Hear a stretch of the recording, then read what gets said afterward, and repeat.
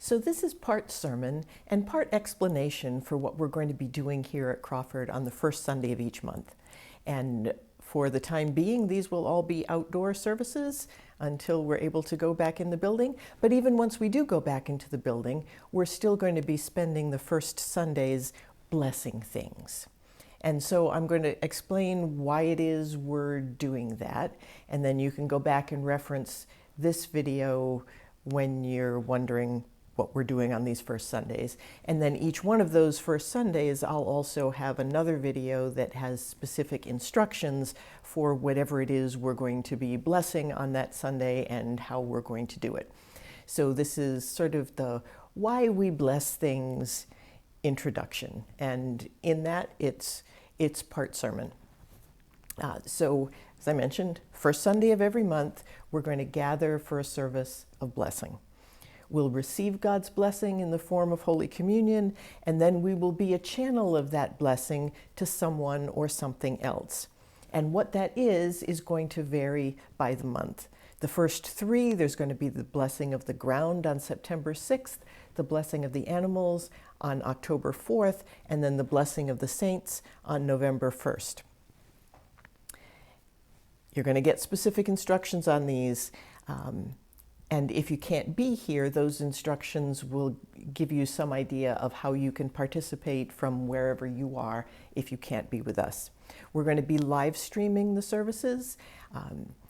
If we go to multiple services, it's only going to be the 10 a.m. service that's live streamed, and the 10 a.m. service will have childcare. They'll be on Facebook Live, YouTube Live. That is going to take the place of the usual online service on Sunday. During the week before each of the Sundays, I'll be posting those specific instructions for what the service is going to be like, what you need to bring, if anything. But first, this is to give you a bit of background on what we're doing and why we're doing it, which applies to all of the first Sunday blessing services. In the Bible, God frequently is the one who blesses others. But the Psalms in particular are full of language like, "Bless the Lord, O my soul," where human beings then reflect God's blessing right back at God. There are also places in the Bible where people bless someone or something besides God, a function that's usually, but not always, identified with the priests. In both Christian and Jewish tradition, God is always the source of blessings that we give and that we receive, whether they're given directly by God or mediated through others. And in Protestant tradition, we have a thing called the priesthood of all believers, which means that any of God's people can serve the priestly function of being a channel of God's grace to others. We don't have to be ordained in order to bless something. We only need to put our own egos aside and recognize the fact that whenever a blessing happens, it's God that is doing it, either directly or through us. But it's not by our own might, not by our own power, but by God's Spirit, as the prophet Zechariah tells us. But what is a blessing exactly? What is God trying to accomplish with a blessing? And what does it mean to be blessed? The first time anything is blessed in the Bible, it's on day 5 of creation in Genesis 1:22. There, God blesses the creatures of the water and the air and tells them to be fruitful and multiply. And that's a common theme to God's blessings. Now, be fruitful and multiply happens a lot of times, especially there in the beginning, but also in the beginning again after the great flood. Noah and his progeny are also told to be fruitful and multiply, and likewise the animals that came with him on the ark. Sarah was unable to bear children until God blessed her, and then she was able to conceive Isaac. In Genesis 12, Abraham is blessed so that he might become a great nation that would be a blessing then to all the families of the earth. Ishmael is blessed with the promise that he will be fruitful and become a great nation himself. So if you just look at that, it might sound like blessing really means procreation, be fruitful and multiply, until you remember that God didn't just bless living things. At the start of Genesis 2, God also blesses the Sabbath day and sanctifies it. And of course, when we follow the example of the psalmist and our souls turn around and bless the Lord, we're not inviting God to procreate and become lots and lots of gods. So what's a blessing for? What's the hope for the thing that's blessed? While the Hebrew word for bless, barak, means to bend the knee, the concept of what's gained through a blessing is a broader concept of fruitfulness. To bear fruit that's pleasing to God and that fulfills God's purpose for whatever is blessed. To bless something is to express the desire that whatever that thing is will become whatever God created for it to be, in all its fullness. And that implies it needs to have health and longevity and a web of support if it's going to become everything that God created for it to be. So that means that a blessing is not just sort of a vague hope. It's also a promise. God didn't make a world of solitary beings. God made ecosystems. That's part of the be fruitful and multiply thing. Become a multitude.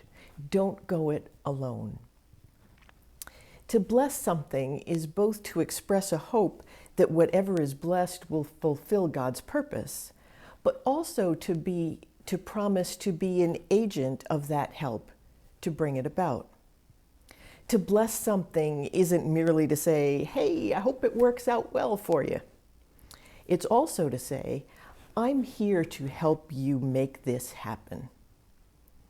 When we bless something or someone, we've expanded our own circle of care and attention to include whatever it is that we have blessed.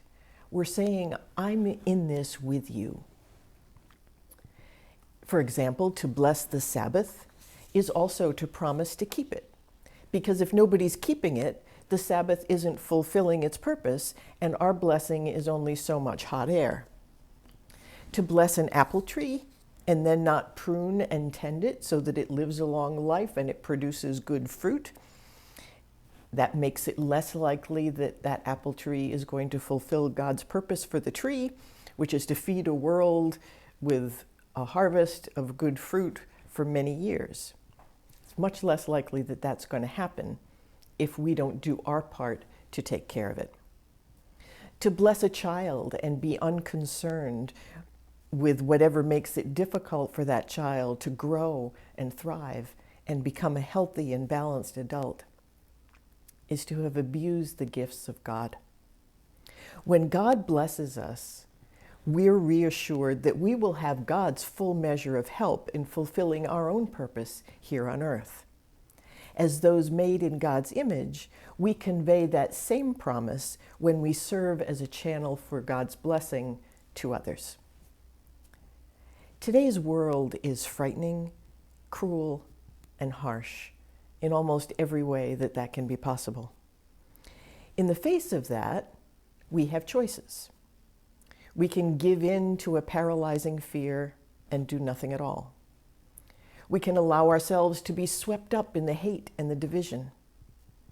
We can grab whatever security we can for ourselves and let everybody else sort out their own problems. Those are all options that we have. But these first Sunday blessing services are proposing a different way. By focusing on God's gift to us in the sacrament of Holy Communion, and then becoming a channel of that blessing to something else, we can all offer at least one small act of kindness. We can love something enough to bless it, hoping that despite all the chaos, this person or thing will fulfill its God-given purpose, and promising that we will be there to help that happen. These aren't grand gestures, and the instructions for each month will show you how to do each blessing right from your house if you're unable to be with us in person.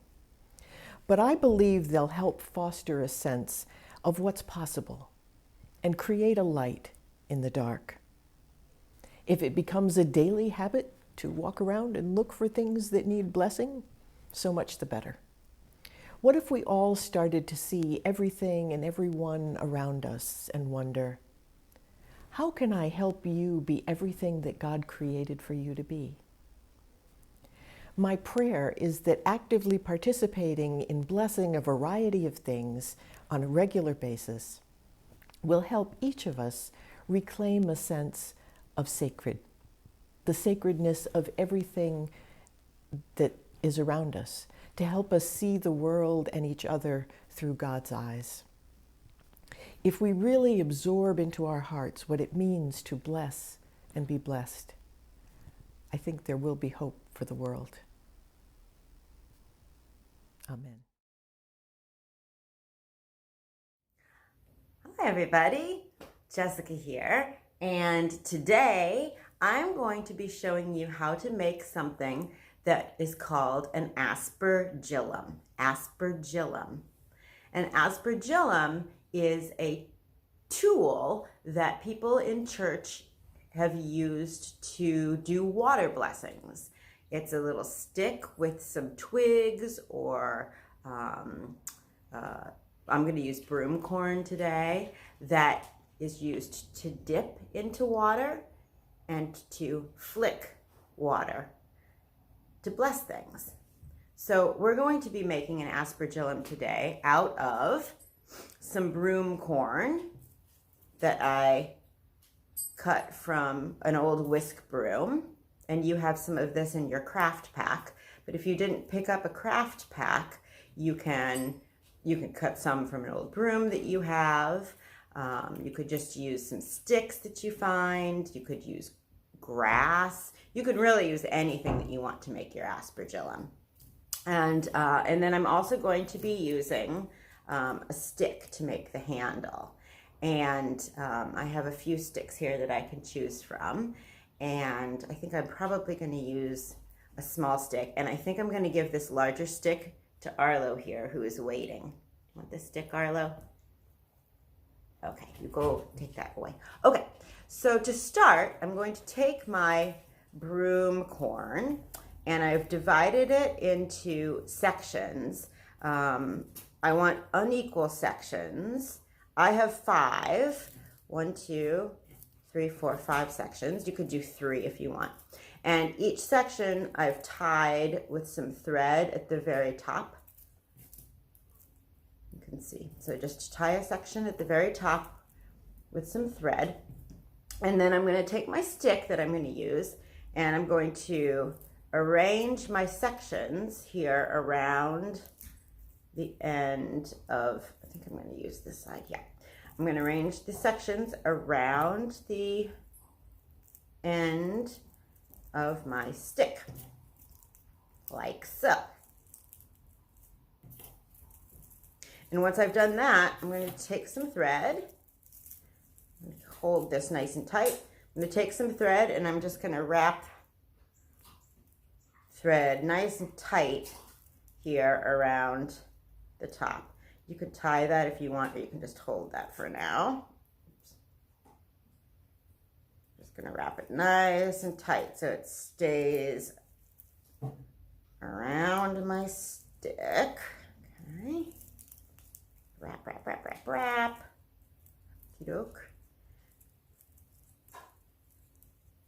There we go. And then I'm going to tie that in a knot so it stays, hopefully forever.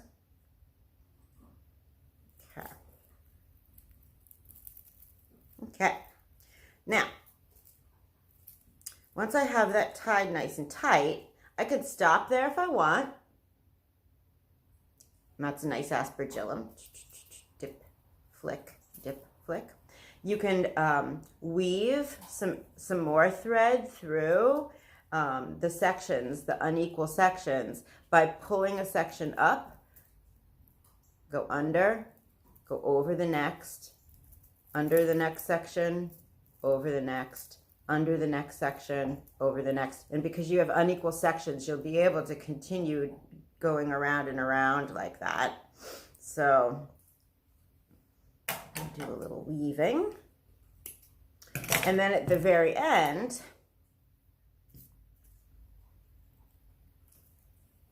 when I'm done with my weaving, I'm going to take some more thread. And again, I'm going to just tie it nice and tight.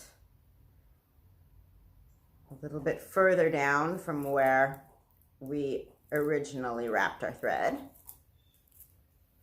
Just wrap that around nice and tight. It's pretty simple. There we go. Tie it off. Lost my end. Okay, there we go.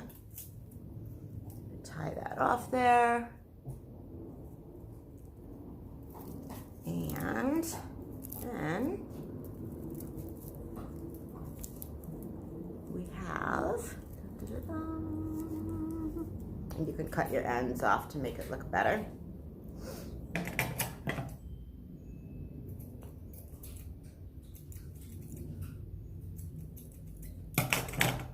Now you have an aspergillum. Use it to dip in water and bless things. Have fun! The blessing service for September 6th is going to be the blessing of the ground. If you've never heard of that before, it's because I've just invented it. So I want to describe what will happen if you come to the outdoor service, and then I'll provide some instructions on how you can do it from wherever you are if you can't come to the church but still want to participate. The focus for this Sunday will be on the way God has blessed us through the gifts that come from the ground. The food we eat, the trees that give us shade and produce oxygen, the plants that provide medicine, the rocks that we use to build, the ground itself that provides a foundation for our buildings, the soil that nourishes our gardens, the grass on which we play and picnic, all that and more. To show our gratitude for those gifts, we'll return a gift of blessing. But how will we do that? To begin with, masks are mandatory for all gatherings in Massachusetts if you're over the age of 2, so wear yours and practice social distancing, both when we're seated and when we start moving around. For all of these services, you'll also need to bring the mask, a chair, and your own communion elements. Specifically for the blessing of the ground, we're also asking everyone who comes to bring non-perishable food items for the food pantry. Then we'll gather outside the front of the church and celebrate the sacrament of Holy Communion. We'll have one of our nursery attendants to watch children in the playground if you'd like to take advantage of that. But children are also more than welcome to participate in the regular service, which is very child-friendly. After communion, I'll recap the instructions I'm giving here, and then we'll do the blessing itself, which will involve moving around the property for those who are able. For this, you'll need to bring something to carry water. It could be a cup, a pitcher, a pail, nothing too big, and we'll have some extra cups if needed. We'll have some larger buckets of water placed at various points around the church property. So you'll take your cup or whatever, go find one of those larger buckets, fill your water container, and then search for a patch of ground anywhere on the church property that you would like to bless. It might be a tree or plant, or it could just be a sad little patch of brown grass. The point of the exercise is to be mindful, to actively notice the ground and everything that's growing from it, and see it afresh as something that God made and called good.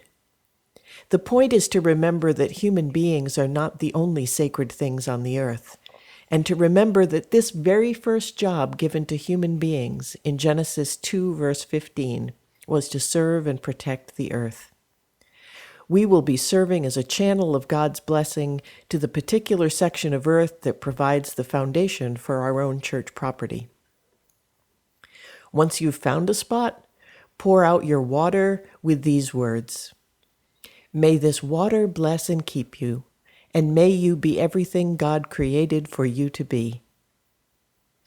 You can pour out all the water, or you can visit several spots and pour out a bit in each spot, saying the blessing each time. Or you can pour it all out and return to the larger buckets for more, whatever moves you. If you've done Jessica's craft project to make an aspergillum to use for sprinkling water, you can dip that into your cup and distribute the water that way. Check her video to see how to make one yourself, or you can download the written instructions from the church website. If you want to spend a moment to say your own prayer at the spot, that's also welcome. If you want to remember the thing you've blessed with a picture, Jessica has made some lightweight selfie frames. Some say blessed, others say Crawford, and some say nothing at all. We'll have them available for all the blessing services, so feel free to pick one up to use in a photo if you'd like. If mobility is a problem for you, there'll be people to help you either by walking with you to a special spot or by going to a place you direct to pour out water on your behalf. When you're finished, come back to the area in front of the church and we'll close with a benediction. So to review, plan to bring these things to the service. 1, your mask. 2, non-perishable food for the food pantry. 3, a chair. 4, if the weather looks iffy, an umbrella or rain gear. 5, your own communion elements. And then 6, a cup or pitcher or pail or something to carry the water. So that's what will happen on the church grounds. If you can't get here, all of the above can be modified for your own circumstances. For communion, you can do it together with us on the live stream, which will be shown on both YouTube and Facebook. That live stream will be recorded also, so you can watch it later if you're not available at 10 a.m. If you want to contribute something to the food pantry, you can bring it by the church on another day, or maybe ask someone to drop it off for you. If you're in a tough spot and need the food yourself, then simply bless it as you eat. For the blessing segment, you can fill a cup of water at your house, or if you're feeling crafty, you can make the aspergillum Jessica describes. If you have some place outside you can get to, you can take your water to a spot there. Maybe you don't have a yard with lots of grass and trees, but just a small bare patch of dirt might be crying out for more blessing than a lush yard. Or maybe there are weeds growing up in between cracks in the pavement. There was no day in creation where God made weeds. If it's alive and has managed to break through asphalt or cement, it sure could use a blessing. Or maybe there's a houseplant that you would like to bless. And if there's no bit of ground, either inside or outside where you are, then simply say the blessing the next time you eat a meal and thank God for the ground. Without it, there would be no food to eat. And if you haven't seen it already, make sure you watch the video, Why We Bless Things, to understand why we're doing these First Sunday blessing services at all. We like to think that the world will change through big sweeping actions at the top. Maybe so. But I believe we can also change the world from the bottom up, with millions of people from the youngest toddler to the most aged among us, one blessing at a time. In closing, I invite you to watch this beautiful video, shot and produced by our own Shota weaver from locations around New England. Let Shota's work bless you, and may it prepare your soul to give back a blessing to the ground. I hope to see you Sunday.